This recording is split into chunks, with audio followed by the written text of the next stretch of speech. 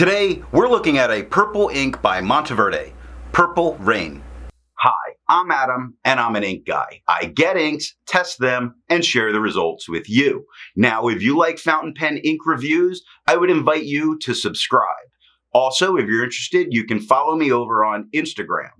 In order to make sure I have a range of experience with this ink, I do the writing samples. I then put the ink into this Noodler's Nib Creeper, wrote with it for a day, and used it to take the notes for this video.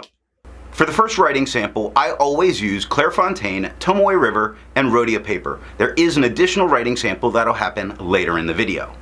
Now, let's look at the writing sample. I picked this ink up in sample form, so it came in a vial like this. And to keep my writing samples consistent, I use a Jinhao 159 with a Goulet 1.1 stub, a Jinhao X450 with a Goulet medium, and a Jinhao X750 with a Goulet extra fine. Let's take a look at the Clairfontaine. No bleeding, no ghosting. The 1.1 has no feather spread, halo sheen, very nice shading.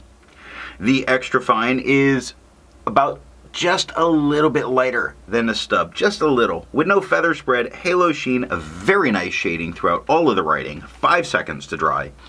Medium is the same tone as the extra fine, with no feather spread, halo sheen, a very nice shading through all of the writing with 9 seconds to dry. Scrubby for both show us good color variation, and we get it in the writing. Well, Tomoe River. No bleeding, a very minor Tomoe River ghosting. The 1.1 has no feather spread, halo sheen, or shade. The extra fine is the same tone as the stub, with no feather spread, halo sheen, no shade, 8 seconds to dry.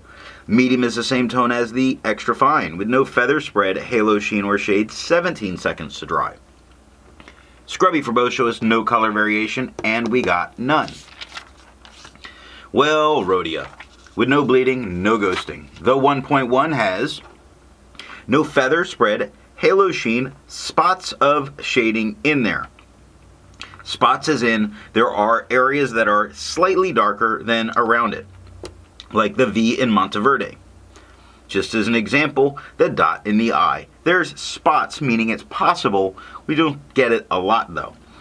Extra fine is a little bit lighter than the stub, with no feather spread, halo sheen, very few spots of some darker letters going on, but there are a couple of them, and that's about it, like the Q and the K in quick, the B in brown, the MPS of jumps. It's there, just not tons. 7 seconds to dry. Now, medium is darker than the extra fine, about the same tone as the stub. With no feather spread, halo sheen, the shading here is much better than it was here, but it's in about the same frequency of occurrence. It's just much easier to see here. And 11 seconds to dry. Scrubby for both show us good color variation, although it really stands out better with the medium. I agree with Vita that I've learned a lot by doing multiple chromatographies. The one on the left is done the way it's supposed to be done. I put a line of ink down and immediately put it into water for 10 to 15 seconds. And we see this is got a very light bluish line on the bottom, and then it pushes its way up and is very magenta. And it's really rather interesting that little bit of blue at the bottom seems to have so much effect on the color of this ink. Now the one on the right I let dry for 10 minutes before I dunk it into water. And that bluish line on the bottom is a little bit darker, just a little bit. And some of that magenta pushing its way up is moving a little slower. There's not as much white of the filter paper coming through. Resistance tests are done to see how well this ink can be expected to perform on the page, and more importantly, how hard it might be to clean from your pen. I let the smear dry for 3 days before testing it. Looking at the highlighter, it does get a little bit washed out when you go over it, but it doesn't blur out and become unreadable, which makes it fall into that category that is safe to use if you're going to go back and highlight. Very surprising, but that's what it says there. Water is completely reactivating, lifting this off the page. That's all you should need to get this out of your pen. That's all that I used. Pen Flush does everything that water does and nothing more. Now it looks like there's even more of it left there. That's my dabbing the paper towel and holding it down, holding some of the ink in place. 1/3 bleach solution, which would be ridiculous for you to use to get out of your pen, but it completely obliterates it off the page. I test the viscosity or flow using a tilt test, which I'm going to link the video showing how I do that. For the inks I've tested, I have found an average viscosity of 2.5, with the realm of normal being from 2.1 to 2.9. Monteverde's Purple Reign has a viscosity of 1.58, making this a very wet ink. To find my average dry times, I use my writing samples, and for the inks I've tested, I found an average dry time of 17 seconds, with the realm of normal being from 13 to 21 seconds. Monteverde's Purple Reign has an average dry time of 10 seconds, making this a fast-drying ink. Instead of finding inks that look like Monteverde's Purple Reign, I would prefer to find an ink that complements its color on the page. So I went with a nice green, and I chose Robert Oster's Jade.